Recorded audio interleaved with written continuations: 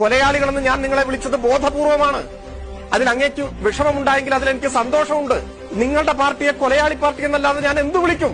EP ജയരാജന്റെ ശിരസിൽ എങ്ങനെ വെടിയുണ്ട വന്നു? ഇന്നത്തെ കേരളത്തിലെ ഇലക്ട്രിസിറ്റി മിനിസ്റ്റർ M M മണി 2 രക്തസാക്ഷികളാണ് അദ്ദേഹത്തിന്റെ വീട്ടിൽ. അദ്ദേഹത്തിന്റെ ഭാര്യ സഹോദരനെ വെട്ടിക്കൊന്നതാണ് നിങ്ങൾ. എത്ര അനുഭവമുണ്ട്.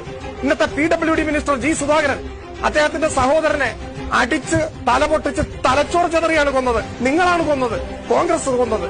നമ്മുടെ തോമസ് ഐസക്കിനെ ഈ മഹാരാജാസിന്റെ മുന്നിലിട്ട് കൊല്ലാൻ നിങ്ങൾ വന്നപ്പോ ആള് മാറി ലക്ഷദ്വീപിലെ മുത്തുക്കോയെ കൊന്നത് നിങ്ങൾ ഓർക്കുന്നില്ലേ? AK ബാലൻ ബ്രണ്ണൻ കോളേജിൽ വെച്ച് അദ്ദേഹത്തെ കൊല്ലാൻ കടാരയുമായി KSU ചാടി വീണപ്പോ തടസ്സം പിടിക്കാൻ ചാടിയതാണ് കോളേജിലെ ജനറൽ ക്യാപ്റ്റൻ മുഹമ്മദ് അഷറഫ്. തൽക്ഷണം കുത്തേറ്റ് വീണില്ലേ? ഇതുകൊണ്ടൊക്കെയാണ് നിങ്ങളെ ഞാൻ കൊലയാളി പാർട്ടി എന്ന് വിളിച്ചത്. നമുക്ക് കണക്കും സംഭവങ്ങളും ചരിത്രവും വെച്ച് സംസാരിക്കാം. എന്നിട്ടും നിങ്ങളെ വെള്ളപൂശാൻ കേരളത്തിലെ കുത്തക മാധ്യമങ്ങൾ തയ്യാറാകുമ്പോ ഞങ്ങൾ കേട്ടുനിൽക്കണം. ഇന്ത്യയിൽ ആദ്യമായി ഒരു MLA വെടിവെച്ചു കൊന്നത് ഈ കേരളത്തിലല്ലേ? 969 എന്റെ നാട്ടിലാണ്. അങ്ങേക്കറിയില്ലേ MLA ആരായിരുന്നു എന്ന്? കുഞ്ഞാലിയെ.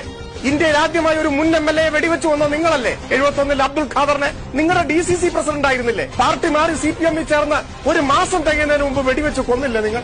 ഈ രാജ്യത്താദ്യമായി ഒരു മുനിസിപ്പൽ ചെയർമാനെ കൊന്നത്, വെട്ടിമുറുക്കിയത് നിങ്ങളല്ലേ? വത്സലിനെ വെട്ടിക്കൊന്നത്. ഈ രാജ്യത്താദ്യമായി ഒരു പഞ്ചായത്ത് പ്രസിഡന്റിനെ കല്ലെറിഞ്ഞു കൊന്നത് ഈ കേരളത്തിലാണ്, രാമന്തളിയിൽ. നിങ്ങളുടെ ഘടകകക്ഷിയാണ് ചെയ്തത്. ഇതെല്ലാം ഏറ്റുവാങ്ങിയവരാണ് ഞങ്ങൾ. അതാണ് ഞാൻ പറഞ്ഞത്. ഈ കണക്കുകൾ ചരിത്രം വെച്ച് അങ്ങ് സംസാരിക്കൂ.